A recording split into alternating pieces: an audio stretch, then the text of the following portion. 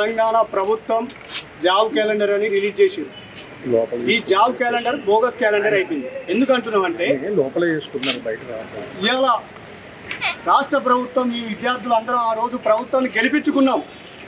Congress party మీ అందరం bus యాత్ర చేసి కష్టపడి ప్రభుత్వాన్ని గెలిపించుకుంటే మమ్మల్ని తుంగలకు తొక్కిరు. ఇవాళ మీరిచ్చిన జాబ్ క్యాలెండరే అసెంబ్లీ సాక్షిగా మీరిచ్చి ఇవాళ మా నిరుద్యోగులకి చెల్లు అనేటట్టు వార్తలు పెడుతున్నారు. అంటే వీళ్ళు పేదవాళ్ళు అమాయకులు ఏం చేయరని అనుకుంటుర్రా?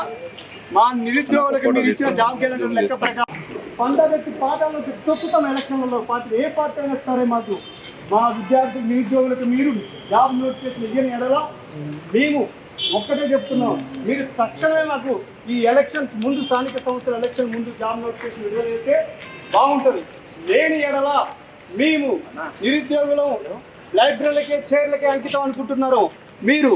లేకపోతే మేము ఏం చేస్తామంటే వచ్చే తగిన బుద్ధి మీకు చెప్తాం ప్రభుత్వానికి. ఎందుకంటే ఇలా ముఖ్యమంత్రి సీఎం రేవంత్ రెడ్డి గారు, బట్టి విక్రమార్కుడు మీరు అసెంబ్లీలో పెట్టుకున్న దాన్నే మీ మాట మీరు నిలబెట్టుకోకపోతే ఎందుకు మేము ఉన్నది మేము ఎందుకు మీరు దేనికి సంకేతం ఇస్తున్నారు మీరు?